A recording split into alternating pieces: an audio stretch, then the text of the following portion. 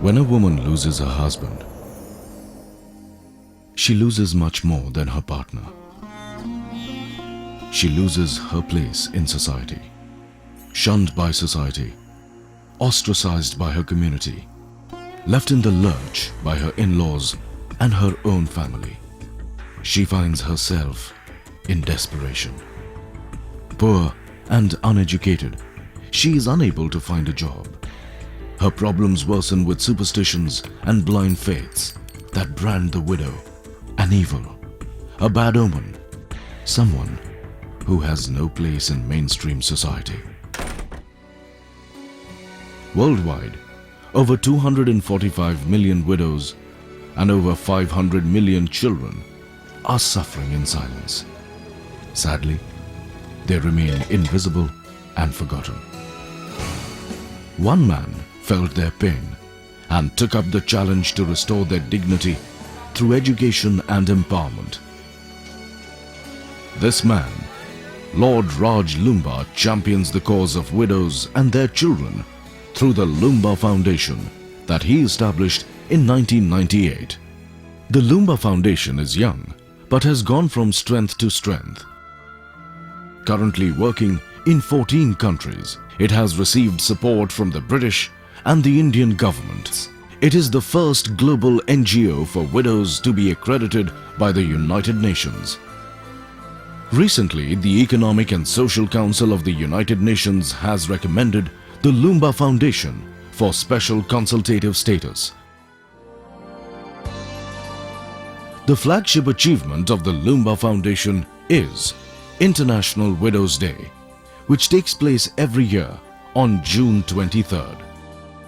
It was initiated by the Loomba Foundation in 2005 and officially recognized by the United Nations General Assembly on December 22, 2010. The date, June 23rd, is significant because on this day, in 1954, Lord Loomba's mother, Srimati Pushpawati Loomba, had become a widow. This family understands the problems that widows face, and it understands the effect that that has on the children's future and on their potential to fulfill their own lives.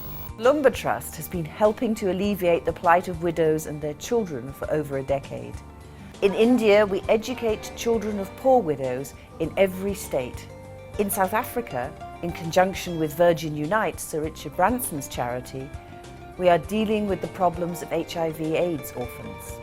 In Kenya, Uganda, Bangladesh and Sri Lanka, we're working with the Youth Business Trust, set up by the Prince of Wales, to ensure that widows have business opportunities to help them support their children.